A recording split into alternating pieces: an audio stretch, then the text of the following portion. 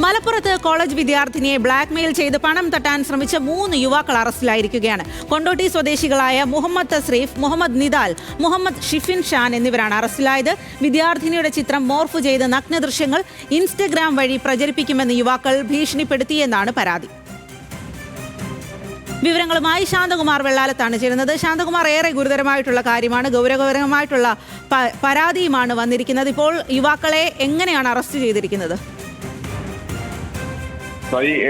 ഈ പെൺകുട്ടി കോളേജ് വിദ്യാർത്ഥിനി ആണ്. ഈ കോളേജ് വിദ്യാർത്ഥിനിയെ 5 ലക്ഷം രൂപ ആവശ്യപ്പെട്ടാണ് ഇവർ ഈ പണം ആവശ്യപ്പെട്ടിരുന്നത്. അതായത് ഇവരുടെ ദൃശ്യം മോർഫ് ചെയ്ത ചില ദൃശ്യങ്ങളുണ്ട്. അത് ഈ പെൺകുട്ടിക്ക് അയച്ചു കൊടുക്കുകയും അത് സോഷ്യൽ മീഡിയ വഴി ഇൻസ്റ്റാഗ്രാം വഴി പ്രചരിപ്പിക്കുമെന്ന് പറഞ്ഞ് ഭീഷണിപ്പെടുത്തുകയായിരുന്നു. അത് ആ ഫോട്ടോ കണ്ടപ്പോൾ തന്നെ ആ പെൺകുട്ടി അത് വ്യാജമായി നിർമ്മിച്ചതെന്ന് കണ്ടെത്തി പോലീസിനെ അറിയിക്കുകയായിരുന്നു. ഒപ്പം തന്നെ അതിനകത്ത് കൂടുതൽ പേരുണ്ട്. അതായത് ഈ പെൺകുട്ടി സ്കൂളിൽ പഠിക്കുന്ന കാലത്ത് അവരുടെ സീനിയർ ആയിട്ടുണ്ടായിരുന്നവരാണ് ഈ പ്രതികളായ 3 പേരും.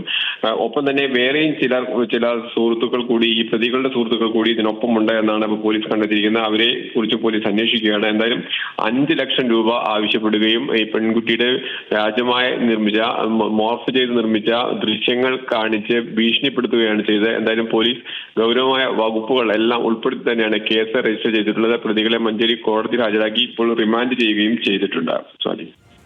ശരി ശാന്തകുമാർ, മലപ്പുറത്താണ് കോളേജ് വിദ്യാർത്ഥിനിയെ ബ്ലാക്ക്മെയിൽ ചെയ്ത് പണം തട്ടാൻ ശ്രമിച്ച സംഭവത്തിൽ 3 യുവാക്കൾ ഇപ്പോൾ അറസ്റ്റിലായിരിക്കുന്നത്. ആ വിവരങ്ങളാണ് ശാന്തകുമാർ വെള്ളാലത്ത് നൽകിയത്.